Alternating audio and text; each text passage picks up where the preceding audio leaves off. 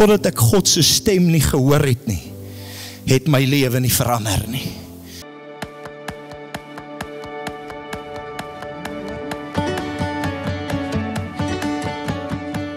Ek met die deel uit 'n baie belangrike gedeelte of 'n gewilde gedeelte uit die woord van die Here, wat gebeur het rondom Saulus in Handelinge 9, en ek gaan dit lees terwille van die paar wat dalk nou nie heeltemal bekend is met die gedeelte nie, maar Saulus, wat nog dreigend en moord geblaas het teen die disippels van die Here, het na die hoofpriester gegaan. Ek lees ook 'n ou vertaling, die ware woord van die Here. En van hom briewe gevra aan die sinagoges in Damaskus, sodat as hy mense sou vind wat van die weg was, interessant, daai woord weg met die hoofletter, nee. Manne sowel as vroue, dit is nou mense wat aan Jesus behoort het, hy hulle geboeid na Jerusalem kon bring. En toe hy op sy reis naby Damaskus kom, omstraal hom skielik 'n lig van die hemel af, en hy val op die grond en hoor 'n stem vir hom sê, Saul, Saul, waarom vervolg jy my? En hy sê, wie is u, Here? En die Here antwoord, ek is Jesus wat jy vervolg. Dis hard vir jou om teen die prikkels te skop. En terwyl hy bewe en verbaas was, sê hy, Here, wat wil jy hê moet ek doen? En die Here antwoord hom, staan op en gaan na die stad, en dit sal jou gesê word wat jy moet doen. En die manne wat saam met hom op pad was, het spraakloos gestaan, terwyl hulle wel die stem hoor, maar niemand sien nie. Toe staan Saulus van die grond af op, en hoewel sy oë oop was, het hy niemand gesien nie, en hulle het hom aan die hand gelei in Damaskus gebring. En 3 dae lank het hy niks gesien nie, en niks geëet of gedrink nie. Nou, as ons dan kyk na hierdie gedeelte, soos Lukas het beskryf, en dan gaan jy gaan kyk die gedeelte wat Paulus self beskryf, kom hy op 'n plek wat hy sê, hulle het die lig gesien, maar hulle het die stem nie gehoor nie. En ek wil hê jy moet dit verstaan vandag, dat daar kom 'n tyd in 'n ou se lewe, Saulus is op pad om die Christendom te vernietig. Hy is die jong man wat die klere vasgehou het toe hulle Stefanus doodgegooi het met klippe. Toe hulle die eerste martelaar vir Christus, die eerste ou wat vir Christus se naam doodgemaak is, was Stefanus. En Paulus het hulle klere vasgehou, want hy het die kerk vervolg, want vir hom was dit 'n storie waaraan hy nie glo nie, dis iets wat nog nie vir hom 'n werklikheid geword het nie. Maar op die einde van die dag gaan hy en hy begin bietjie ondersteuning kry. Al die groot koppe, die groot manne begin hierdie ou ondersteun, en hy besef, wag, gee vir my briewe, ek sal die manne gaan vervolg. En ek wil vir jou iets sê, hy was nie alleen nie. Daar was 'n span manne saam met hom, wat saam met hom gegaan het om die Christendom te vervolg. En so gaan hy uit en hy's op pad. Hy gaan nou hier die mense wat van die weg is, hulle wat Jesus aanbid, ek gaan hulle nou verwoes vir eens en vir altyd. Maar hy hou nie rekening met die God wat ons aanbid nie. Halleluja! En toe hy op pad is en hy dink, hoor, maar ek gaan hierdie mense vervolg, toe omstraal 'n lig hom skielik. En die stem vir hom sê vir hom, Saulus, Saul, Saul, waarom vervolg jy my? En weet jy, terwyl die Here met hom praat, besef ek iets wat gebeur, en die ander verduideliking, maar Paulus self hier oor gee, sê mooi, dat hulle het die lig gesien, maar die stem nie gehoor nie. Hierheen praat nou weer andersom, is baie keer in die oorvertaling het hulle van die woorde weggeraak, of hulle het die goed net omgedraai. Maar ek wil hê jy moet vandag verstaan, dat baie mense kom op 'n plek, soos hierdie ouens wat saam met Paulus was, hulle sien die lig. Hulle sien vir 'n oomblik het gebeur iets, maar hulle hoor nie die stem nie.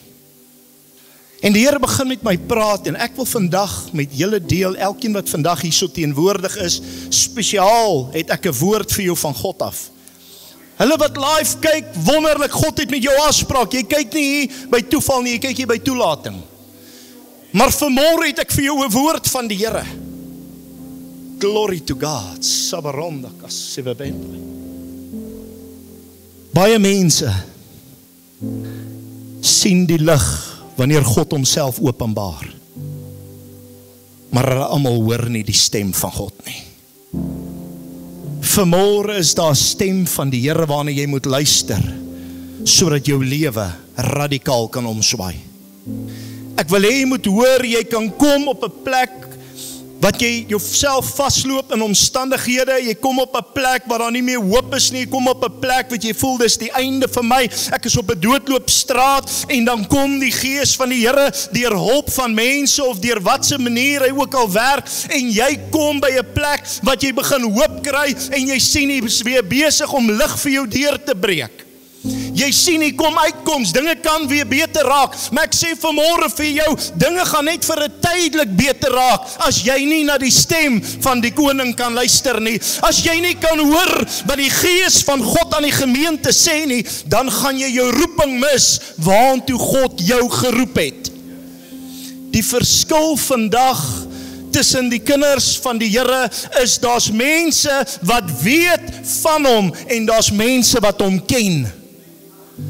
Ek wil hê, jy moet in hierdie dag op 'n plek kom wat jy sê, Here, ek kan blootgestel word aan al hierdie goed, is dieselfde, ek kan in 'n werkswinkel gaan rondloop, ek kan myself besmeer met die grease, ek kan in die spanners vat en dit rondgooi, dit maak my nie 'n mechanic nie, ek moet gaan en ek moet deel raak van daardie plek, ek moet my opleiding ondergaan, maar ek moet ook daai liefde vir dit begin ontwikkel. Baie mense dink, ek is gered want ek is in die kerk. Ek wil vir jou 'n hartseer saak vertel. Hier staan 'n man wat in die kerk groot geword het. 'n Man wat onder die profete groot geword het. 'n Man wat geweet het wat dit is om 4 keer 'n week in 'n diens te wees. Elke woensdag, elke vrydag aand, elke saterdag, sondagoggend en sondagoggend. 5 keer. Ek het naderhand gevoel soos die kerk. Maar kom ek sê vir jou, totdat ek God se stem nie gehoor het nie, het my lewe nie verander nie.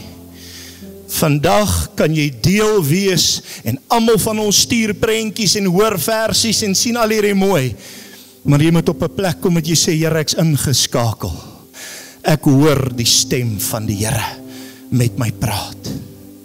Ek vra vandag vir jou, ek wil vir jy baie duidelik sê, en ek wil nie negatief wees, maar ek wil hê jy moet iets verstaan vandag, vir al u as studente wat hier is, vir wie die Here genade gee om hier te wees, want ek wil vandag vir julle sê, julle is nie gesaai nie, julle is uitgekies.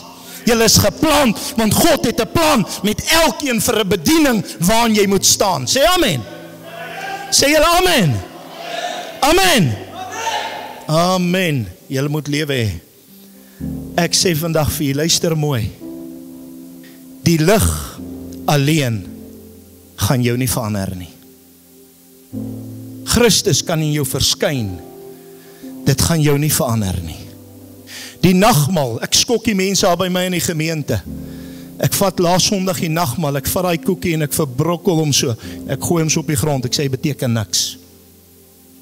Die bloed vat ek gooi dit uit, dit beteken niks, as jy dit nie toepas nie. Anders sal dit vir jou net 'n koekie wees, en net nog bietjie sap. Want die wêreld daar buite gebruik ook 'n koekie, en hulle drink ook sappies, en hulle is nie bekeerd nie. Wanneer jy dit toepas in jou lewe, die toegepaste bloed van Jesus, halleluja, wanneer ek die bloed van Jesus toepas, dan bekragtig hy my vir die evangelie van vrede. Dan bekragtig hy my om te sê, gaan heen en maak disippels van alle nasies en gaan verkondig die evangelie. En weet jy wat sê hy? 'n Godsman het eendag gesê, as dit nodig is, sit bietjie woorde by. Leef die lewe waartoe Christus jou geroep het. Daai lig alleen gaan jou nie uit jou omstandighede vat nie. Baie sien die lig en besef, wow, dis mooi, daar's 'n impak, wow, dis mooi, hier's 'n verandering, hier's ook iets moois. Maar ek moet kom op 'n ander plek. Dit is die stem van Jesus wat jou identiteit en jou roeping gaan vasmaak in hom. Dis die stem van die koning wat vir jou gaan sê, dis die weg waarop jy moet wandel. Ek wil hê jy moet dit verstaan, dat baie van ons was slawe van hierdie wêreld, ons is slawe van sonde, ons is slawe van verslawings, ons is slawe met alle respek van godsdienste. Ek deel so tyd terug met 'n man met die naam van Andrei Swigelaar, die man by Sataniese Kerk in Suid-Afrika begin het, en ek is maar baie skepties eers in die begin gewees, of die man werklik tot bekering gekom het. Ek is maar 'n baie skeptiese mens. Jy gaan nie net vir my goed vertel en ek glo dit nie. Ek wil dit sien en ek wil dit ervaar in my gees. En ek los dit, ek bid maar vir my, ons gaan voort met ons bediening, en ek kom op 'n stadium op sy goed af, en ek begin sien iets hierso, en die Here sê vir my, kyk, en ek kyk nog, en ek maak kontak met hom.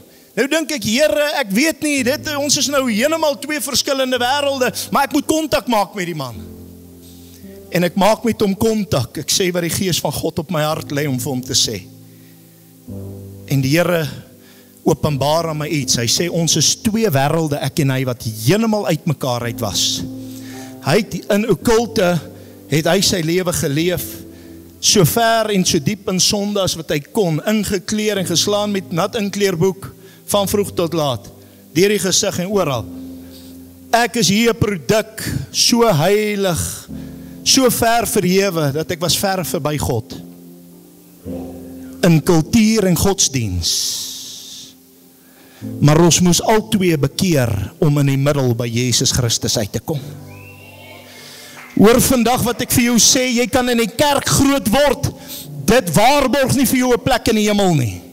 Jy kan die kerkbanke groot word en met die mooiste huisgesin en die mooiste waardes, en ek dank die Here vir baie van die waardes wat ek geleer het. Dit beteken vir jou niks as jy nie die stem van die koning kan identifiseer en kan hoor nie. As jy nie gehoorsaam is aan die stem van die Here nie, beteken dit vir jou niks. Jou agtergrond beteken niks. Dis waantoe jy op pad is wat vir jou vandag iets beteken. Hy vat jou weg. You may come from Gutterland, but you're on your way to Beulah land.